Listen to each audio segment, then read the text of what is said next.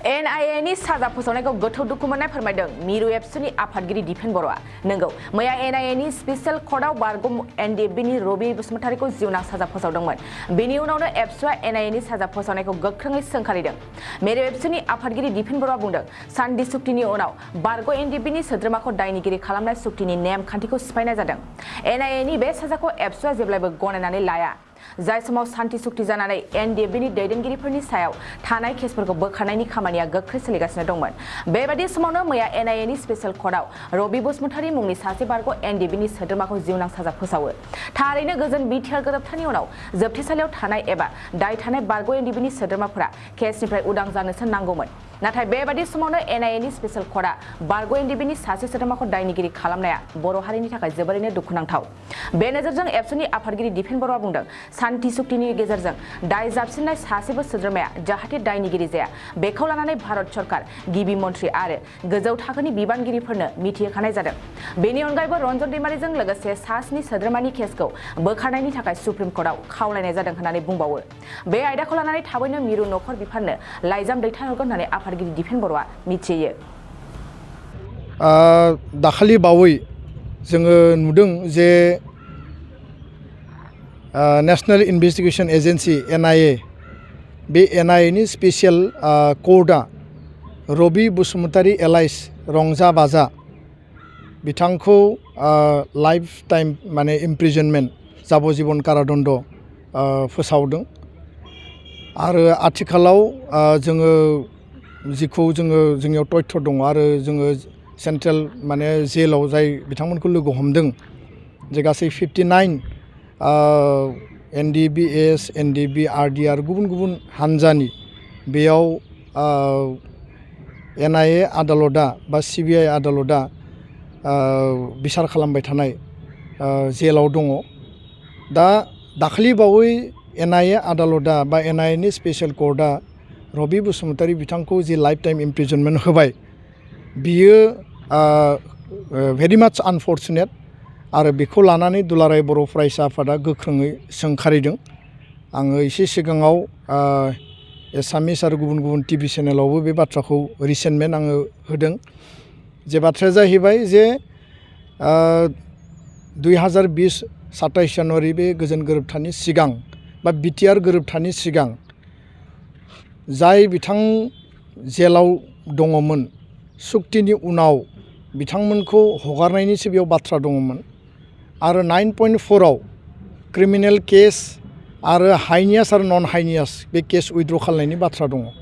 दा बेबायदिनो जोंनि मिथिनायाव आसामनि हम डिपार्टमेन्टआ जोङो जि तथ्य होदों 263 नाम्बार्स अफ केसेसखौ अलरेडि उइथड्र खालामबाय आरो माखासे केसा दिनै उइथड्र जानो गोनां दङ।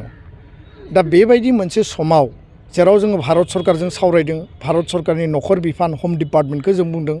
आसामनि गिबि मन्थ्रिजों सावरायनायाव जों बुंदों, हाई लेभेल जिखिनि अफिसियेलफोर दं बिथांमोननि सावरायनायाव बुंदों जे सान्थि सुक्तिनि उनाव जाहाथे रावबो बेबायदि CBI आरो NIA नि आदालतआव भार्डिक्ट मोननो गोनां जाया। आरो सान्थि सुक्तिनि मुल आधारानो जाबाय जोंनि ओनसोलखौ गोजोन लाबोनाय, पिस लाबोनाय, सान्थि लाबोनाय। आरो नैथि आधारा जाहैबाय जे बे गोजोन गोरोबथानि गेजेरजों बिटिआर एग्रिमेन्टनि गेजेरजों जोंनि थाखानाय 6 सिडिउल BTC खौ मोर पावार, मोर अट'नमि, मोर एरिया एक्सटेनसन बेबायदि माखासे एडिशनेल माने बेयाव राइट्स होनानै बेखौ माने बांसिन क्षमता गोनां खालामनाय। दा एकर्ड इमप्लिमेन्टेशननि खामानिया सोलिबाय थादों। टुडे अर टुमर' बियो जाफुंहैगोन बा जोबहैगोन। नाथाय 59 जि जोंनि बारग' NDFB हारिनि थाखाय जायफोरा नांबाय आरो दिनै रन्जन दैमारि आरो माखासे जोंनि जि 7 नाम्बार्स बिथांमोनखौ दिनै CBIआ स्पेशल कर्टआ भार्डिक्ट होनानै दोनदों, गुवाहाटी हाइकर्टआ भार्डिक्ट होनानै दोनदों आरो बेखाय जोङो सुप्रिम कर्टआव बिनि आपिलखौ खालामनाय जाबाय, पिटिशना फाइल जाबाय, खेबनै हियारिं थांबाय, नेक्स्ट हियारिं दंबावो। दा जों खोब पजिटिभलि जोङो जायफोर सिनियर एडभकेट जायफोर माने बिनि सायाव खामानि मावदों जों पजिटिभलि बेखौ लानानै जोङो आवगायबाय थादों। नाथाय बेबायदि समावनो जों मालाबाबो सानाखैमोन, मालाबाबो लुबैयाखैमोन आरो बे बाथ्राखौ लानानै जों गोख्रोङै सोंखारिदों भारत सरकारखौ, NIA स्पेशल कर्टखौ जे कुनु कारनाव सान्थि सुक्तिनि उनाव बे कर्टआ सोरखौबा आरोबाव जाब'जिबन कारादन्ड सोरखौबा दायनिगिरि खालामनानै भार्डिक्ट होनाया बे कुनु कारनाव एक्सेप्टेबल नङा आरो बेखायनो जोङो थांनाय 15 नभेम्बराव भारतनि नखर जि नेहाथारि हम डिपार्टमेन्टनि हम सेक्रेटारि अजय कुमार भाल्लाखौ जों जेला लोगो मोनो आरो बिनि उनाव जेब्ला जोङो भारत सरकारनि नखर बिफानजों 10 जानुवारियाव सावरायो बे समावनो जों स्पेसियेलि बुंदोंमोन जे जायफोर जेलाव दङ बिथांमोननि जि केस NIA आरो CBI जिखौ खालामबाय थादों बेखौ बन्द खालामनांगौ आरो बेखौ बन्द खालामनायनि गेजेरजों बिथांमोनखौ हगारनायनि बेबस्था खालामनांगौ दा बिथांमोना बिनि सायाव इनिशिएटिभ लागोन होननानै बुंदोंमोन खिन्थु दिनैबो जोङो लानाय नुवाखै जोङो स्पेसियेल कर्ट CBI NIA बा हाइ कर्ट सुप्रिम कर्टखौ जों अनार होयो आरो महामान्य आदालतआ जि मोनसे न्याय बिसार खालामो बे थिगानो दङ खिन्थु नैबे जि न्याय होदों बिनि सायाव जि भार्डिक्ट होदों बेखौ जों एक्सेप्ट खालामनो हाया खारन शान्तिनि सुक्तिनि उनाव आरोबाव सोरखौबा जुदि भार्डिक्ट होनाय जायोब्ला बे शान्ति सुक्तिनि माने टटेल जि बेसिस बेखौनो बिसोर भायलेसन खालामनाय जादों आरो बेखायनो आं खावलायो जे NIA स्पेसियेल कर्टआ जि भार्डिक्ट होदों बे टटेलि एगेन्स्ट दा पिस माने एग्रिमेन्ट आरो बेखायनो जोङो गोदानै आरोबाव बर' हारिनि जानानै एकर्ड सिगनेटरिनि जानानै दुलाराय बर' फरायसा आफादा भारतनि नखर बिफाननो जों स्पेसियेल लेटार हरगोन खारन NIA CBI गासिबो हम डिपार्टमेन्टनि आन्दारावनो जुदिও बिथांमोना इन्डिपेन्डेन्ट एजेन्सि दा बेखायनो बिथांमोनखौ जों खावलायगोन जे NDB रिलेटेड आरो एकर्ड रिलेटेड जेसेबां केस दङ बे जि दायानो जाया मानो सिगाङाव दायनिगिरिमोन खिन्थु एकर्डनि उनाव बिसोर दायनिगिरि नङा दा बेखायनो जातिनि सार्थआवसो जिहेतु बिथांमोना नांदोंमोन बिथांमोनखौ हगारनायनि खामानि मावनांगौ आरो केस माने नोङो हियारिं खालामनानै सोरनिबा जाजमेन्ट होनाय मेटारखौ बन्द खालामनांगौ दिनैनि बे प्रेस मिटनि बा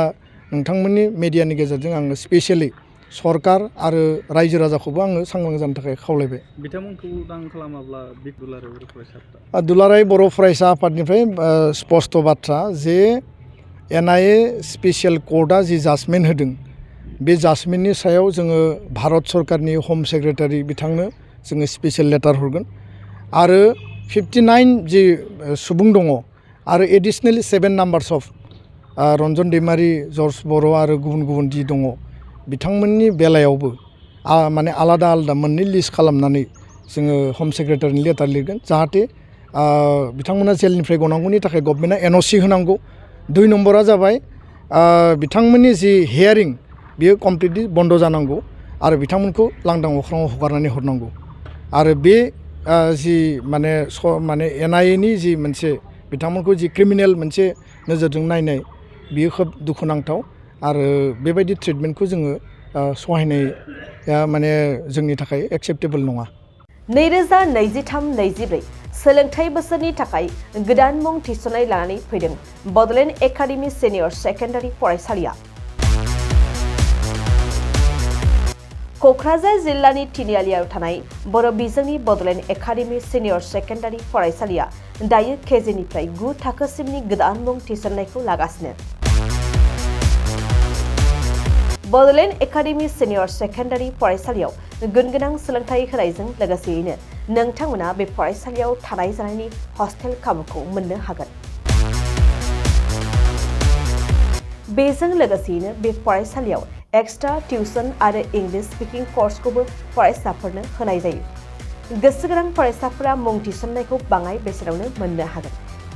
बेनिखायनो बडलेण्ड एकाडेमि सिनियर सेकेन्डारि फरायसालियाव फरायसा एबा नोंथांमोनहा मुं थिसननायनि बागै मिन्थिनोब्ला नैबे मबाइल नम्बर 9101488399 नङाब्ला थोंजों फरायसालियाव थांनानै खौरां लाहैनो हागोन